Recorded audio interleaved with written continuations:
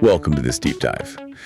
Today, we've really custom tailored our discussion specifically for you, the construction business owner who's, actively looking to scale, adapt, and really protect your margins in a highly volatile market right now. Oh, absolutely. It's a wild landscape out there. Yeah, it really is. And our mission today is entirely practical.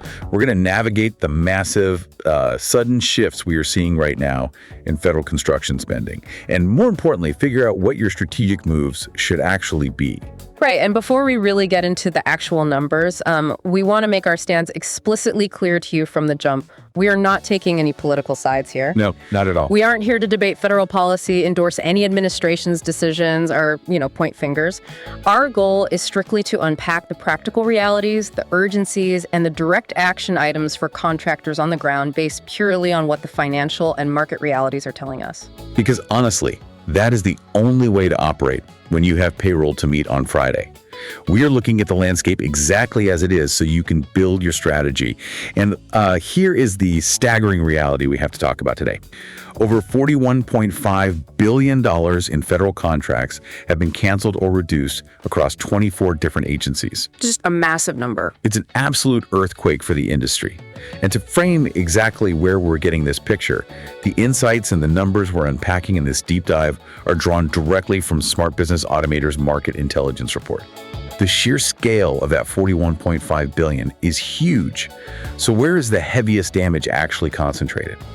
Well, the Department of Defense took the largest hit by far. They lost about $18.3 billion in contracts. And right behind them is Health and Human Services, HHS, which saw an $8.7 billion reduction. Wow. Yeah. And for a government contractor, this isn't just a shifting forecast on a whiteboard. This represents a sudden, massive evaporation of planned contracted revenue that companies had already built their quarterly and annual projections around. Exactly. And we aren't just talking about numbers on a spreadsheet here. There's a shocking physical footprint to this shift.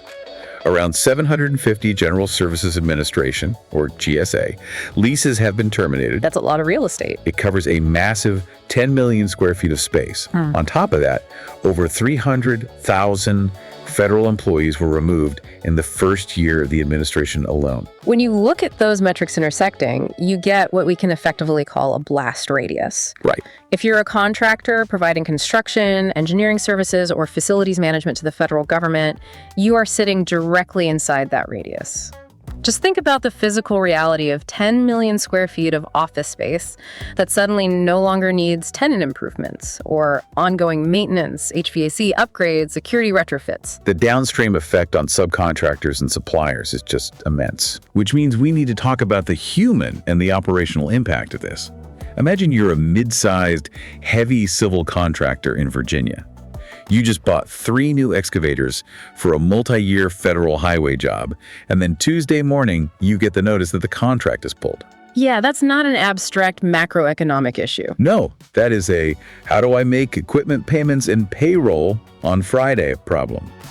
How is a construction owner supposed to react when 20% of their pipeline just vanishes overnight? It requires a highly systematic response. You have to start with an immediate triage of your existing portfolio. You have to understand exactly where your exposure is. Right, you can't just wait and see. Absolutely not. You cannot afford to keep your field crews mobilized or your heavy equipment leased on the mere hope that canceled projects might eventually be reinstated. You have to reassign capital and labor immediately to bridge your cash flow. That actually brings us to a critical piece of context, because the sky isn't falling everywhere.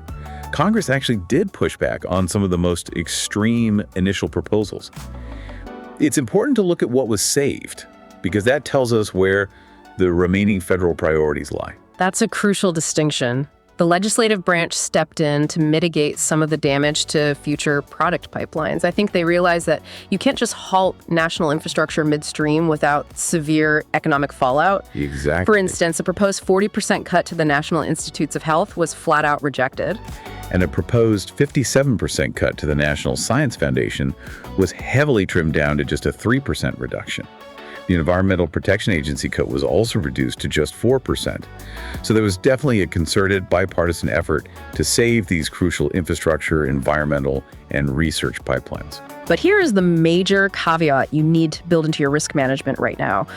While Congress saved some of that future funding, those initial contract cancellations we just talked about, that $41.5 billion, those have already happened. Yeah, the ink is dry. Exactly. The immediate damage to contractors is real, and it is on the books. You cannot uncancel a contract that has already put a hard stop to your active job site. Which means we have to look at the primary federal lifeline still out there right now, which is the Infrastructure Investment and Jobs Act, the IIJA. This funding is secure right now, but it comes with a massive ticking clock. It does. The IIJA funding does not expire until September 30th, 2026. That is your window. That is the definitive runway you have left to secure, mobilize, and execute on these massive federal infrastructure projects before the funding authorization potentially falls off a cliff. And the industry is well aware of that ticking clock. The Associated General Contractors, the AGC, just launched their America's Moving Forward campaign. They're pouring $2 million into targeted outreach, specifically to save the surface transportation reauthorization. Because the stakes are truly existential for heavy civil contractors. If the IIJA expires on that September 2026 date without a renewal in place, highway and bridge pipelines will go completely dark. Just zeroed out. There is no backup plan or secondary funding mechanism for that level of surface transportation work. Because it takes years to design, permit, and bid a bridge or a highway expansion, if that funding lapses, the pipeline empties out, and restarting it takes another half-decade. Let's pivot to the immediate practical reality for the business owners listening right now. You have a federal contract, you have crews on site, materials sitting in a laydown yard, and suddenly you get the formal notice that your contract is part of this massive wave of cancellations. What are your actual legal rights, and how do you protect your cash flow? This is where you need to lean heavily into the legal safety nets specifically designed for federal contracting. The most critical mechanism you have is the termination for convenience clause. Okay, break that down for us. This is a standard clause in federal contracts that allows the government to cancel a contract even if you, the contractor, performed perfectly and did absolutely nothing wrong. Now, on the surface, that sounds like a terrible deal for the contractor. The client can just walk away whenever it suits them. It does sound incredibly one-sided. But in a mass cancellation event like this, that clause is actually your primary shield. Because it is a termination for convenience and not a termination for default, the government is legally obligated to make you whole for the work you have performed and the costs you have incurred up to that point. Okay, so let's look at what that actually looks like logistically. You can't just hand the contracting officer a stack of Home Depot receipts and a handwritten timesheet. Definitely not. What goes into a settlement proposal? What about the materials you already ordered, the administrative overhead, or the fact that you now have to demobilize a massive, heavy equipment site? That is exactly the nuance you have to understand. You are entitled to recoup those costs, but the burden of proof is entirely on you. You can claim the direct costs of the work completed. You can claim the costs of settling with your subcontractors, who are obviously going to be looking to you for their payments. Of course. You can claim your demobilization costs to get your equipment off the site. And importantly, you are entitled to a reasonable profit on the work you actually performed. And we really need to highlight the hidden money here too, which is unabsorbed overhead. If you had a $10 million job canceled, your company still has home office overhead. You have rent, executive salaries, insurance. All of that was supposed to be absorbed by the revenue from that specific job. Spot on. But claiming unabsorbed overhead requires bulletproof accounting. The government does not just hand over a blank check. It requires meticulous documentation separating direct cost from indirect costs. Which is tough if your back office isn't dialed in. Exactly. This is where most contractors leave millions of dollars on the table during a convenience termination. If your documentation is sloppy, or if you try to handle a complex settlement proposal without counsel who specializes in federal claims, you are going to take a massive financial hit. Documentation and precise accounting are absolutely everything, which actually leads us perfectly into the strategic pivot. If the federal pipeline is shrinking, or at least becoming much more volatile and legally complex, how does a government contractor successfully diversify? Where is the capital flowing right now? You have to look at the broader macroeconomic picture. The federal government might be pulling back in certain sectors, but other areas of the market are experiencing historic booms. And this is where the strategy really shifts. According to Smart Business Automator's Market Intelligence Report, data center construction represents a massive $100 billion opportunity right now. $100 billion. It is a staggering amount of private capital. With the explosion of artificial intelligence, cloud computing, and digital infrastructure, tech giants and private developers are essentially in an arms race to build hyperscale data centers. They can't build them fast enough. Exactly. And these are highly complex, heavily capitalized, multi-year projects. But wait, transitioning from federal prevailing wage jobs to fast-track private data centers is not just a simple copy-paste job for a contractor. The billing cycles, the speed of delivery, and the risk allocations are entirely different. You can't just pivot overnight. You are absolutely right. It is a completely different operational environment. However, the core competencies are the same. A data center requires the exact same sophisticated project management, massive structural expertise, and intense MEP coordination, meaning your mechanical, electrical, and plumbing systems that federal contractors already possess. That makes sense. The tolerances in a data center are virtually zero, which is exactly what federal contractors are used to dealing with on military or aerospace builds. So the hard skills transfer, even to the contracting environment, is different. Outside of data centers, where else should contractors be looking to redeploy their teams? State and local infrastructure are still incredibly well funded. Even if federal dollars slow down, states and municipalities still have massive tax bases, municipal bonds, and immediate local needs that cannot be deferred. Like what specifically? We are talking about water treatment facilities, local transit expansions, and school districts. Plus, there are significant pockets of strength in the broader private sector, particularly in manufacturing and industrial logistics. It raises a really fascinating macroeconomic question. Nature abhors a vacuum, and so does the construction market. Precisely. Who will ultimately step up to fill the gaps left by the federal government?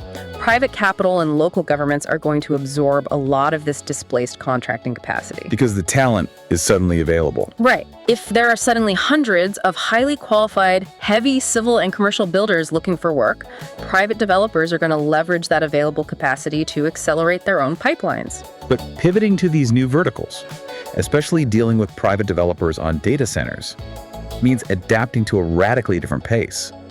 Private developers expect real-time updates and lightning-fast issue resolution. They do not operate on federal 30-day reporting cycles. They absolutely do not. You simply cannot scale your business into these new fast-track markets if your team is drowning in paperwork and administrative bottlenecks. That is the operational reality of the pivot. Federal contracting has its own unique, often slow-moving administrative burdens.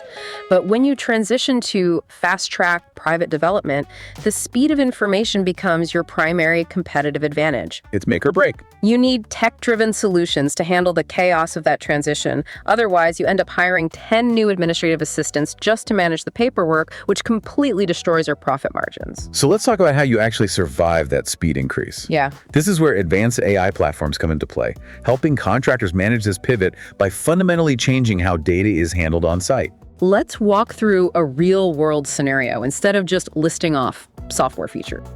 Say you are building one of these new data centers, and a request for information, an RFI, comes in from the field regarding a sudden change to the cooling system specifications. Okay, common scenario. Right. In a traditional setup, your project engineer would have to stop what they are doing, spend 3 hours digging through nested folders, cross-referencing 400 pages of mechanical specs, finding the original submittal, and checking the contract before they can even begin to draft a response to that RFI. It is a massive drain on highly paid talent. But with smart document organization and search, the system has already automatically tagged and categorized every photo, permit, RFI, and submittal. Teams can use natural language to search across project files. You type what you need, and it finds it instantly. And then, utilizing AI for communication and admin relief, the platform actually uses the historical context of the project to draft the RFI response in seconds. It completely eliminates the blank page syndrome for your engineers. They review the AI drafted response, verify the technical details, and send it off. You just turned a 3-hour bottleneck into a 10-minute review task. And for the executives managing the risk across these new private sector jobs, you have to talk about financial visibility. Moving into a new sector means your historical cost data might not perfectly align with your new reality. You need schedule risk detection, where the AI spots bottlenecks and delays early, like a framing crew falling behind, before it cascades into a major schedule bust for the MEP trades behind them. You pair that with budget and variance insights, which tracks cost movement in real time. Your leadership team is no longer waiting for a month-end reconciliation to realize a project is bleeding money. They are anticipating the variance and correcting course while the concrete is still being poured. That proactive stance changes the entire margin dynamic. You also get project health monitoring, change order impact analysis, and automated report generation. Which is huge for keeping owners informed. Exactly. This means if a private developer asks for a massive change order on a Friday afternoon, leadership has perfectly clear visibility into exactly how that change is going to impact the critical path timeline and the overall budget before they sign off on it. And in highly technical builds like data centers or advanced manufacturing, precision is non-negotiable. Missing a single specification can lead to catastrophic million-dollar rework in the field. Nobody wants that. No. This is where document intelligence and compliance and spec-checking features act as a safety net, catching those gaps and discrepancies in the plans before the materials are even ordered. Plus, to make all of this actually work, data cannot be siloed. You need custom AI workflows, as well as API and system integrations that connect directly with your existing ERP, your enterprise resource planning and accounting software. The integration is what makes it seamless. You need the data from the field flowing directly into the financial software without someone having to manually re-enter it. It essentially acts as an overall AI project assistant to support your decision-making. When you look at the big picture of this technology, the result is clear. Your project managers can handle more projects simultaneously without burning out. It keeps your field crews and your office teams perfectly aligned, operating from the exact same source of truth. Which is exactly what you need when pivoting. When you are navigating a highly volatile market, shifting your entire company's focus from canceled federal work to fast-paced private data centers, that level of operational efficiency is exactly what separates the companies that successfully scale from the companies that fold under the pressure. We have covered a tremendous amount of ground today, so let's summarize the core, actionable takeaways for you. The federal contracting landscape has suffered a massive $41.5 billion shock. The immediate damage is real. However, lifelines like the IIJA provide a runway for heavy civil contractors through September 2026. And don't forget the pivot.